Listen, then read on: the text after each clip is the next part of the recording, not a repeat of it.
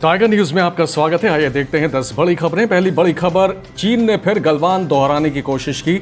जी हां, रेजांगला के उत्तर में स्थित मुखपुरी में धारदार हथियारों से लैस 40 से 50 की संख्या में चीन के सैनिकों ने भारतीय इलाके में एक चोटी पर कब्जा करने की कोशिश की, जिस पर जवानों ने हवा में गोली दागकर उन्हें आगाह करने के बाद खदेड़ दिया। इस मुद्दे पर चीन ने झूठी कहानी करते हुए कहा था कि उसके सैनिक बातचीत के लिए गए थे और भारत की तरफ से उकसावे की कार्रवाई हुई है। लेकिन अब ऐसी तस्वीरें आई हैं जो न सिर्फ चीन के झूठ का पर्दाफाश करती हैं, बल्कि उसके खतरनाक मंसूबों के बारे में भी बताती हैं। तस्वीरों में दिख रहा है कि 40 से 50 की तादाद में चीन के सैनिक हथियारों से लैस होकर रेजांगला के पास उन चोटियों पर आने की कोशिश कर रहे हैं जिन पर भारतीय सैनिक तैनात हैं। तस्वीरों में साफ दिख रहा है कि चीनी सैनिकों के पास धारदार हथियार हैं। वे भारतीय सैनिकों से महज 200 मीटर की दूरी पर हैं। चीनी सैनिक रणनीतिक तौर पर अहम भारतीय चोटियों पर कब्जे की फिराक में थे।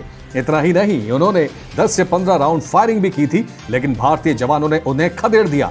45 साल बाद एलएसी पर गोली चली है। दूसरी बड़ी खबर, सुशांत सिंह राजपूत केस में मुंबई की एक अदालत ने रिया चक्रवर्ती की जमानत याचिका खारिज कर दी है। मंगलवार दोपहर को एनसीबी ने रिया चक्रवर्ती को गिरफ्तार किया। रिया चक्रवर्ती की मंगलवार शाम 7:30 बजे से वीडियो कॉन्फ्रेंसिंग के जरिए कोर्ट में पेशी होनी थी, लेकिन साइन अस्पताल से आने में हुई देरी के चलते पेशी देर से शुरू हुई। रिया के वकील सतीश मानशिंदे ने उनकी जमानत के लिए अर्जी दी। हालांकि कोर्ट ने इस याचिका को खारिज कर दिया। सुशांत सिंह राजपूत केस में मुख्य आरोपी रिया चक्रवर्ती को नारकोटिक्स कंट्रोल ब्यूरो यानी एनसीबी ने 8C, 27A, 29, 20B और 28 धाराओं के तहत अरेस्ट किया है। तीसरी बड़ी खबर, एनसीबी ने रिया को उनके कबूलनामे के बाद गिरफ्तार किया। हालांकि रिया ने यह भी कहा कि उन्होंने सुशांत के कहने पर ड्रग्स अरेंज करवाई। कई मौकों पर सुशांत, रिया और शौविक ने साथ ड्रग्स का सेवन किया। यही नहीं, रिया ने यह भी कबूला कि वो ड्रग्स पेडलर के संपर्क में थी। इस कबूलनामे के बाद रिया को 67 NDPS एक्ट के तहत गिरफ्तार किया गया। 9 सितंबर को ही शौविक चक्रवर्ती, सैमुअल मिरांडा और दीपेश सावंत की रिमांड खत्म हो रही है। इस केस में 3 लोगों को पहले ही जमानत मिल चुकी है। चौथी बड़ी खबर कंगना रनौत से जुड़ी हुई है। बॉलीवुड अभिनेत्री कंगना रनौत की मुश्किलें बढ़ती जा रही हैं। कंगना के मुंबई को लेकर दिए गए बयान की वजह से उनके और महाराष्ट्र सरकार के बीच तल्खियां बढ़ गई हैं। महाराष्ट्र सरकार ने फैसला किया है कि वो कंगना के ड्रग कनेक्शन की जांच करेगी। सूबे के गृह मंत्री अनिल देशमुख ने इसकी पुष्टि की है। उधर मुंबई पुलिस के ड्रग्स मामले में कंगना रनौत की जांच करने को लेकर अब कंगना ने पलटवार किया है। कंगना ने कहा है कि मैं मुंबई पुलिस और गृह मंत्री अनिल देशमुख का आभार जताती हूँ। कृपया मेरे ड्रग टेस्ट, मेरे कॉल रिकॉर्ड्स की जांच करें। यदि आपको ड्रग पेडलर्स के साथ कभी कोई लिंक मिलता है तो मैं अपनी गलती स्वीकार करूंगी और हमेशा के लिए मुंबई छोड़ दूंगी। आपसे मिलने के लिए उत्सुक। पांचवी बड़ी खबर भी कंगना से ही जुड़ी हुई है। सुशांत केस में किरकिरी झेल रही महाराष्ट्र सरकार ने अब एक्ट्रेस कंगना रनौत और मीडिया के खिलाफ एक्शन लेना शुरू कर दिया है। 2 दिन के विशेष मॉनसून सत्र के दूसरे दिन शिवसेना के विधायक प्रताप सरनाइक और कांग्रेस के विधायक भाई जगताप ने इस केस से जुड़े 2 मुद्दों को सदन में उठाया।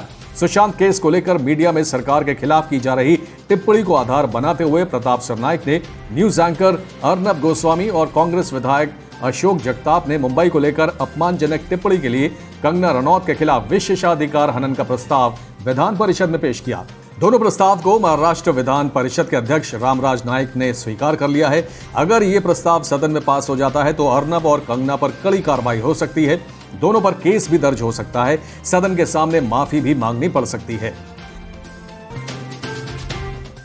छठी बड़ी खबर, कोरोना वायरस महामारी की वजह से बंद हुए स्कूलों को आंशिक तौर पर खोले जाने को लेकर केंद्र सरकार ने स्टैंडर्ड ऑपरेटिंग प्रोसीजर जारी कर दिया है।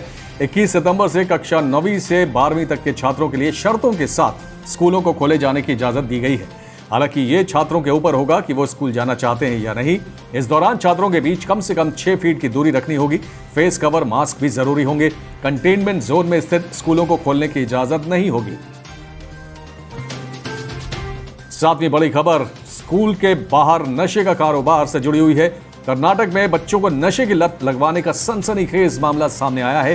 कर्नाटक के प्राथमिक और माध्यमिक शिक्षा मंत्री एस सुरेश कुमार ने खुलासा किया है कि हमें शक है कि ड्रग्स की तस्करी करने वाले लोग कुछ नामी स्कूलों के बाहर आइसक्रीम में ड्रग्स को मिलाकर बच्चों को बेच रहे हैं। आपको बता दें कि हाल ही में कन्नड़ फिल्म इंडस्ट्री में ड्रग्स को लेकर कई लोगों की गिरफ्तारी हुई है।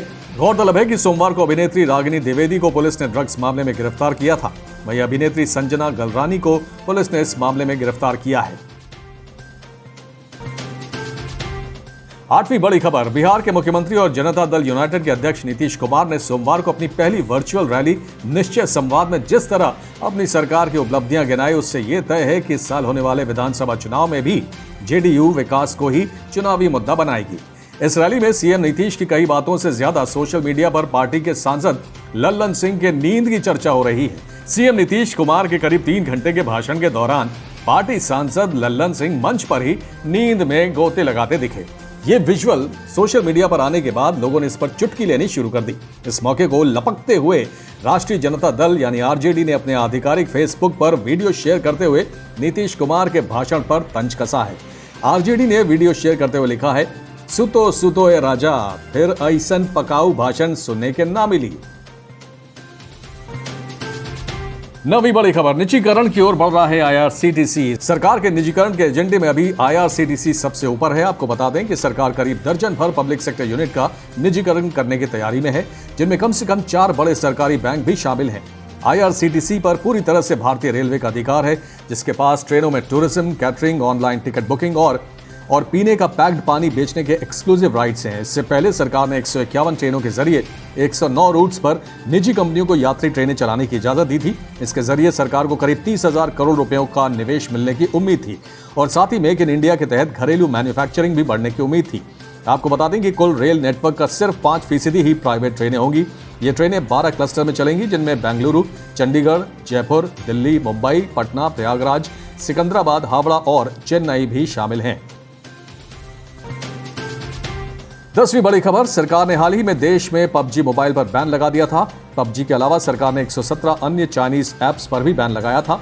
पबजी मोबाइल भारत में बेहद पॉपुलर गेम है। अब पबजी मोबाइल गेम के फैंस के लिए अच्छी खबर है। पबजी मोबाइल की जल्द ही भारत में वापसी हो सकती है। दरअसल पबजी कॉर्पोरेशन ने चीन के टेंसेंट गेम से नाता तोड़ने का फैसला किया है। पबजी मूल रूप से दक्षिण कोरिया में डेवलप किया गया गेम है।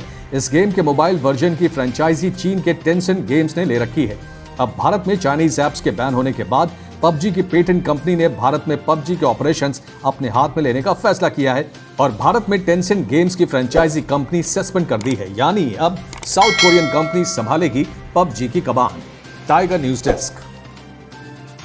दोस्तों, अगर आपको हमारा न्यूज कंटेंट पसंद आ रहा है तो अपने चैनल टाइगर न्यूज को लाइक, सब्सक्राइब और शेयर करें। साथ ही बेल आइकन जरूर दबाएं ताकि आपको ताजा तरीन खबरों और इंफॉर्मेटिव जानकारियों से जुड़ा नोटिफिकेशन मिलता रहे।